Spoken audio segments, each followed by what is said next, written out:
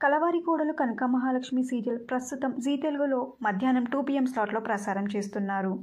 ఈ సీరియల్లో మెయిన్ హీరోగా జై ధనుష్ మరియు యుక్త మల్నాడ్ నటిస్తున్నారు.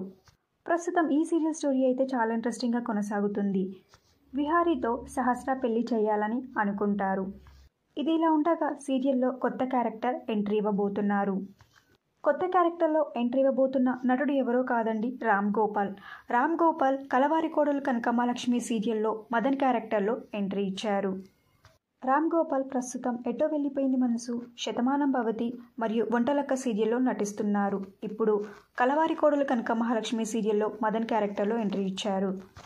మదన్ క్యారెక్టర్ ఈ సీరియల్లో విహారిని మరియు కనకమహాలక్ష్మిని కలుపుతాడా, లేకపోతే ఈ క్యారెక్టర్ వల్ల ఏమైనా ప్రాబ్లమ్స్ క్రియేట్ చేస్తారా అనేది చూడాలి. ఈ సీరియల్లో మదన్ క్యారెక్టర్ మీకు ఎలా అనిపిస్తుంది? మదన్ క్యారెక్టర్ ఎలా ఉండబోతుందని మీరు ఎక్స్పెక్ట్ చేస్తున్నారో మీ అభిప్రాయాన్ని కింద కమెంట్ బాక్స్లో కమెంట్ చేయండి. ఈ వీడియో మీకు నచ్చితే లైక్ చేసి షేర్ చేయండి. ఇలాంటి మరిన్ని సీరియస్ లేటెస్ట్ అప్డేట్ కోసం డ్రీమ్ తెలుగు ఫ్యాక్ట్ ఛానల్ని సబ్స్క్రైబ్ చేసుకొని పక్కనున్న బెల్ ఐకాన్ని యాక్టివేట్ చేయండి. Thank you for watching.